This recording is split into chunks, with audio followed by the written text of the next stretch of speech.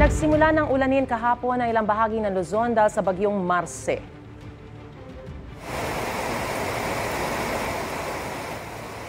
Panaka-naka ang pagbuhos ng ulan sa Palanan, Isabela. Bilang paghahanda sa posibleng epekto ng bagyo, magsasagawa ng preemptive evacuation ng 4 na barangay sa bayan. Naglabas naman ng sea wave warning ang probinsya ng Isabela sa ilang coastal areas tulad ng Palanan, Divilacan, Maconacon at Dinapigi. Posible raw umabot ng hanggang 5 metro ang taas ng alon doon. Sa Lopez, Quezon, binaha ang ilang bahagi ng Maharlika Highway dahil sa tuloy-tuloy na buhos ng ulan. Naka-alerto naman ang mga LGU sa lalawigan maging ang Provincial Disaster Risk Reduction and Management Office. Naghahanda na rin ang probinsya ng Batanes para sa bagyong Marce. Nagpulong ang provincial government para rito. Sa gitna ng isinasagawa nilang relief operations kasunod ng bagyong Leon.